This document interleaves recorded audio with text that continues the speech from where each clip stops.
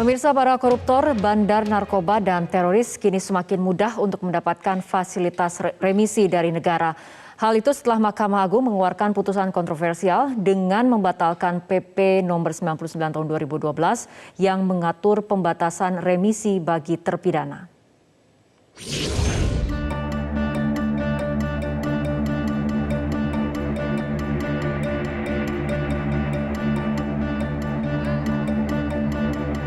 Putusan Mahkamah Agung yang membatalkan peraturan pemerintah nomor 99 tahun 2012 tentang pengetatan pemberian remisi dan pembebasan bersyarat bagi terpidana korupsi merupakan langkah mundur bagi pemberantasan korupsi. Koordinator Masyarakat Anti Korupsi atau MAKI, Boyamin Saiman, menyesalkan aturan pengetatan remisi koruptor yang hanya dalam bentuk peraturan pemerintah. Menurutnya aturan remisi seharusnya dibuat selevel undang-undang. Selain itu, MAKI meminta hakim menghukum berat koruptor sehingga masa pidananya tidak habis jika dipotong remisi. Supaya lebih jera, maka nanti harus dimunculkan di level undang-undang, bukan peraturan pemerintah yang selama ini sehingga dicabut oleh Mahkamah Agung. Jadi kalau pembatasan ini harusnya memang diatur oleh level undang-undang atas sudah disetujui rakyat melalui DPR. Dan juga bisa dilakukan oleh hakim ketika selain mencabut hak politik, dia juga mencabut hak remisi atau pengurangan-pengurangan. Yang berikutnya adalah saya mendorong hakim untuk mulai memberikan putusan yang tinggi, dan sehingga nanti kalau ada remisi pun masih bisa menjalani hukuman yang tinggi bagi orang-orang yang memang layak diberi hukuman yang berat dan efek jera. Juru bicara Mahkamah Agung Andi Samsan Ngandro menyatakan, dasar dari pencabutan PP 99 tahun 2012 adalah semua terpidana memiliki hak yang sama untuk mendapatkan remisi dan pembebasan bersyarat. Selain itu, Mahkamah Agung juga beralasan bahwa fungsi pemidanaan harus sejalan dengan asas restoratif justice dan mempertimbangkan kapasitas lembaga pemasyarakatan. Saat dirumuskan, PP 99 tahun 2012 sebenarnya bertujuan positif, yakni untuk mempersulit terpidana kasus kejahatan luar biasa seperti korupsi, narkotika, hingga terorisme untuk mendapatkan remisi dan pembebasan bersyarat dari negara. Namun hal itu langsung buyar ketika Mahkamah Agung justru membatalkan PP tersebut.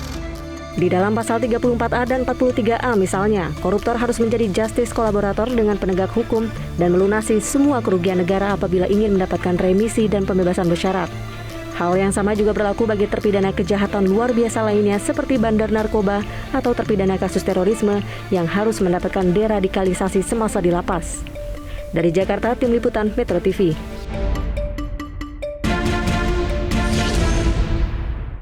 Menanggapi dicabutnya PP nomor 99 tahun 2012, anggota Komisi 3 DPR RI Habibur Rahman meminta publik untuk membedakan penjeraan di tingkat pengadilan dan di tingkat pemasyarakatan.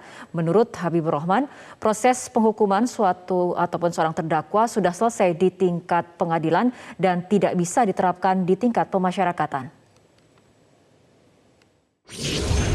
Ya, saya pikir itu harus dilihat secara jernih. Ya, MA itu tidak berbeda dengan putusan MK ya, yang mengatakan bahwa rezim penghukuman dengan rezim pemidanaan itu lain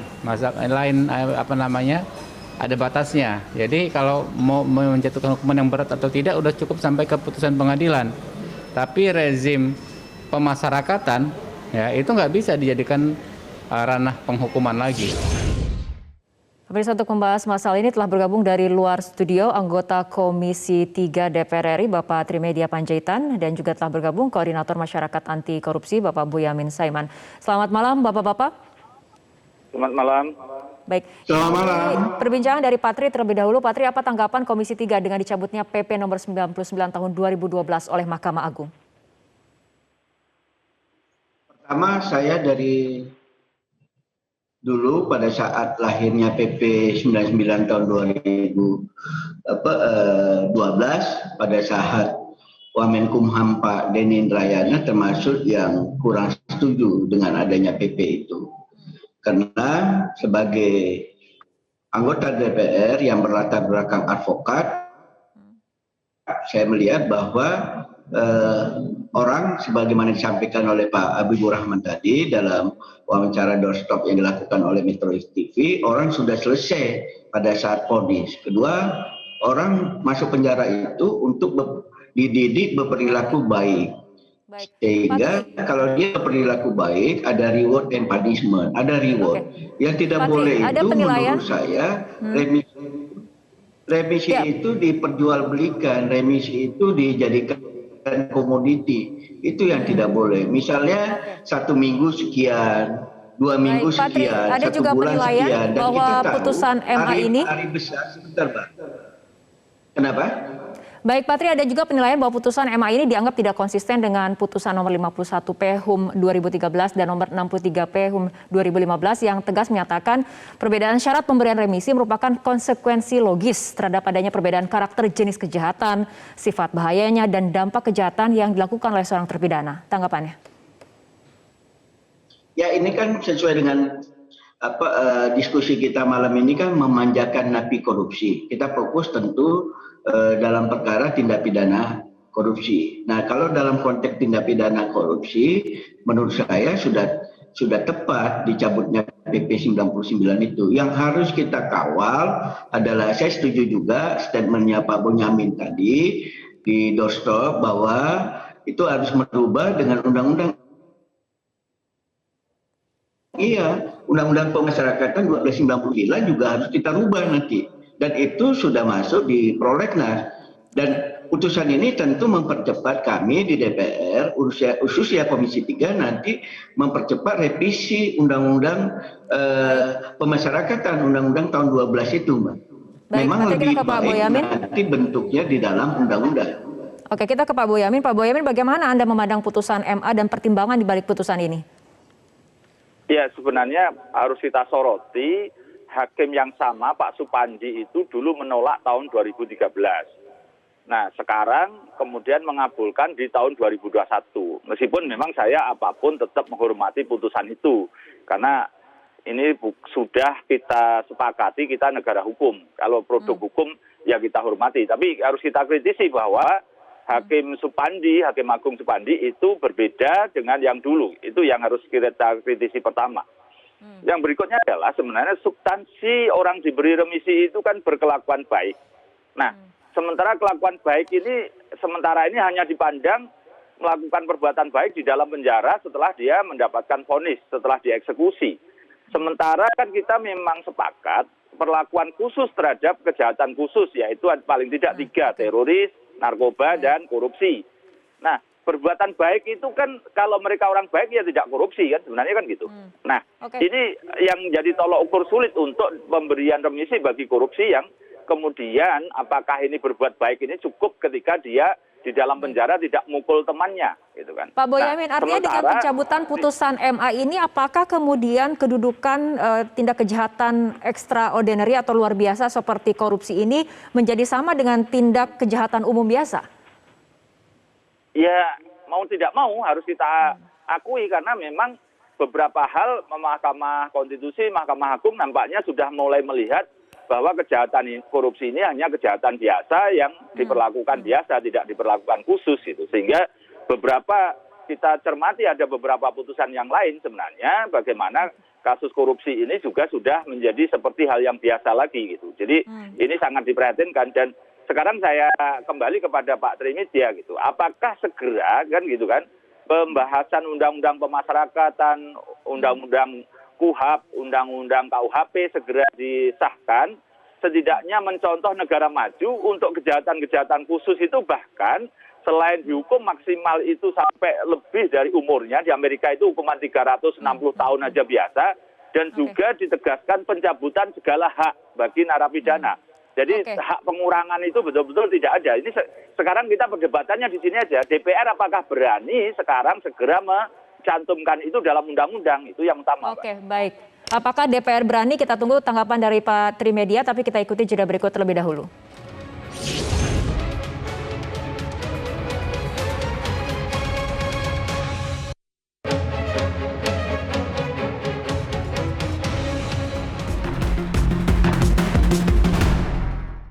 Pemirsa, kita lanjutkan kembali perbincangan. Pak Trimedia, apakah DPR berani mencantumkan hal-hal yang tadi disebutkan oleh Pak Boyamin, diantaranya pencabutan segala hak bagi para terpidana termasuk hak mendapatkan remisi? kan filosofinya kami akan lihat. Ini kalau RUU KUHP kan sudah hampir selesai ya, tinggal finalisasi. Yang sekarang sedang kita mau bahas masa sidang ini adalah RUU KUH. Satu. Nah, yang dua, kita lihat, karena bagi kami sendiri, paling tidak bagi saya, filosofi pemasyarakatan itu membina orang. Saya merasa kurang sependapat dengan apa yang disampaikan oleh Pak Bunyamin. Masa hukuman itu sudah selesai pada saat vonis saja oleh hakim-hakim itu setinggi-tingginya. Saya hanya kurang setuju kalau hukuman mati, ya setinggi-tingginya. Hartanya dilakukan di penyitaan, kemudian pemiskinan dilakukan. Karena filosofi dari tindak pidana korupsi itu adalah menurut saya menyelamatkan keuangan negara yang sebesar-besarnya. Ke depan ini penegak hukum, kepolisian, kejaksaan, dan KPK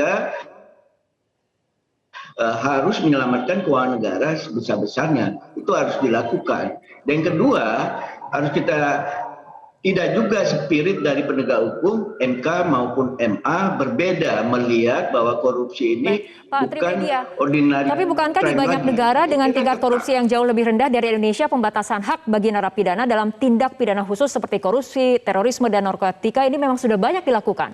Apakah kemudian Indonesia akan mencontoh hal seperti itu juga? Itu sudah selesai, Mbak.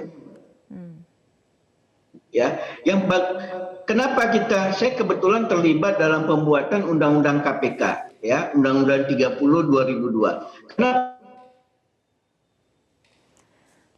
Baik, kita ke Pak Boyamin terlebih dahulu. Pencabutan hak itu sama dengan pencabutan hak politik misalnya. Bagi beberapa orang politisi kemudian dicabut hak politiknya untuk dipilih misalnya. Itu kan sudah terjadi.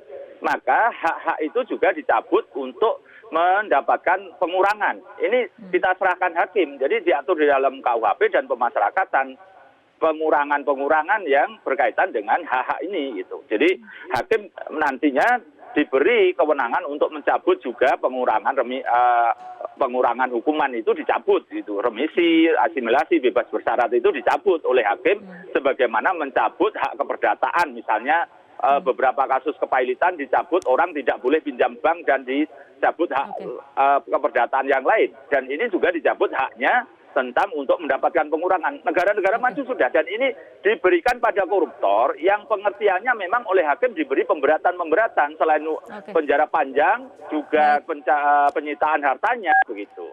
Baik, Pak Trimedia, silakan tanggapannya. Kalau itu kita kurang sependapat. Tugas hakim itu menghukum orang, ya, bukan untuk mencabut hak keperdataan seseorang.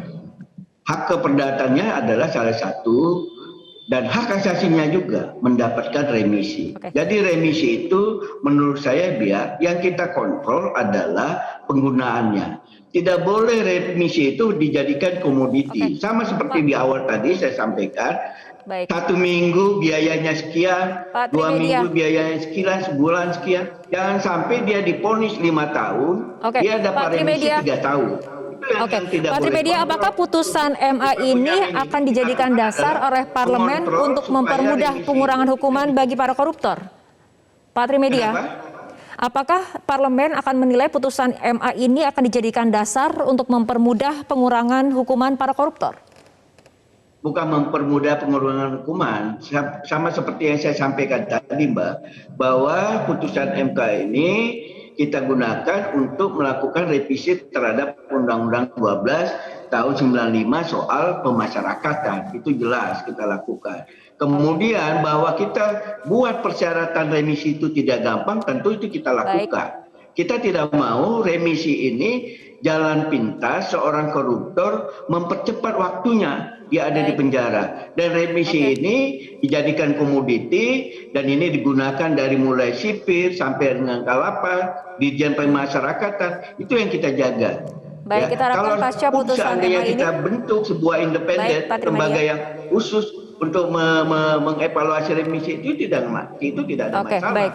Tapi kita harapkan remisinya yang kita tidak salah memahami, ini soal praktek, itu soal dijual belikan, bukan itu urusannya. Tapi aturannya adalah pengetatan. Kenapa mereka dan sudah juga tidak punya masa depan dengan tidak adanya remisi? Nah kalau memang korupsi itu kan soal dia tidak berbuat baik sampai berani korupsi. Jadi itu yang harus dipahami juga. Ini perlakuan khusus ini tetap harus ada. Dan juga salah pemahaman juga. Yang dicabut itu hak remisinya. Seperti hak politik dicabut boleh kok gitu loh. Jadi hak remisi bisa aja dicabut oleh hakim. Jadi ini tinggal penguatan undang-undang KUHP, KUHAP dan undang-undang pemasyarakatan. Saya kira kalau hak remisi dicabut itu tidak perlu dilakukan. Yang kita harus lakukan apa sih? Kita juga jadi manusia, tidak boleh terlalu kejam dan kita tidak manusiawi. Kalau kita mohon maaf Pak Bonyamin yang melakukan korupsi itu juga latar belakangnya luar biasa kok. Bisa saja yang melakukan korupsi itu memang dia niat melakukan korupsi. Bisa juga yang melakukan korupsi itu ya karena dia juga tidak tahu bahwa itu melanggar hukum, dia keceblos segala macam, itu juga banyak variabelnya. Tidak semua koruptor itu kita juga serahkan hakim memperkaya dirinya dia untuk orang-orang menjadi yang kaya raya jahat, itu dicabut hak remisinya gitu loh. Kita serahkan hakim untuk mencabut haknya itu gitu, seperti mencabut hak politik.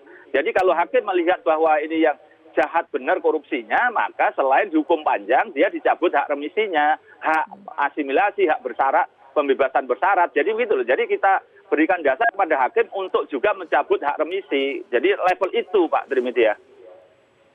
Kalau saya tetap beranggapan remisi itu adalah kewenangan Kumham, ya, bukan kewenangan dari hakim. Tugas hakim itulah memvonis setinggi-tingginya, serta menyelamatkan keuangan negara sebesar-besarnya. Serta mengembalikan keuangan negara itu sebesar-besarnya. Itu tugas. Tugas pembinaan itu adalah tugas Kementerian Kemenkumham melalui Ditjen Pemasyarakatan. Itu yang harus kita lakukan. Jadi jelas tupoksinya apa menjadi tugas hakim. Tugas hakim menurut saya tidak sejauh itu. Oke, Pak Trimedia, tapi pasca putusan MA ini apakah menurut Anda ini langkah mundurkah bagi pemberantasan korupsi? Oh tidak, bukan langkah. Justru ini juga proses yang penegakan hukum yang kita sudah melihat dalam perspektif hak asasi manusia, ya. Baik. Penegakan hukum yang dalam perspektif hak asasi manusia. Karena menurut saya remisi itu adalah hak dari narapidana. Dia itu narapidana yang bisa mendapatkan remisi itu putusannya sudah berkekuatan hukum tetap, sudah inkrah. Baik. Tapi Pak Trimedia sepakat kan kalau remisi tetap diatur dengan ketat di kasus korupsi, narkoba, dan teroris. Kalau tidak nanti teroris bisa jadi masalah kemudian hari. Kalau remisi ini tetap dilonggarkan. Makanya Pak Bonyamin, itu yang saya sampaikan.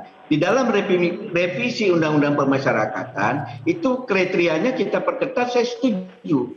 Tapi untuk tidak mengadakan remisi, saya kurang setuju. Kita perketat syaratnya, Pak Bonyamin, untuk mendapatkan remisi. Jadi kita sepakat juga tahu, sebelum ada PP 99 ini, sebentar Pak Bonyamin, kita juga ngerti, sebelum adanya PP 99 ini makanan empuk bagi baik, Pak Trimedia minta ketegasan lagi Pak Trimedia, artinya dari DPR ataupun dari parlemen sepakat bahwa harus ada syarat yang ketat dan juga khusus bagi para koruptor untuk mendapatkan remisi.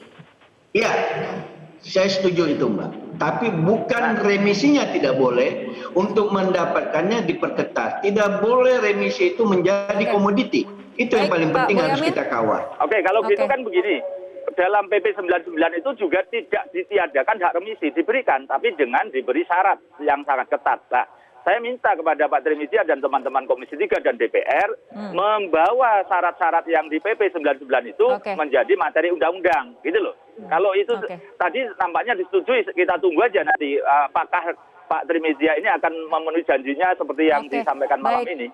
Baik, kita harapkan pasca putusan MA ini bukan merupakan langkah mundur bagi pemberantasan korupsi, dan kita harapkan tadi yang seperti dikatakan oleh Pak Boyamin, syarat-syarat ketat yang kemudian syarat-syarat khusus bagi para narapidana dengan tindak pidana khusus ini nantinya akan dicantumkan dalam rancangan undang-undang yang saat ini sedang dibahas oleh parlemen.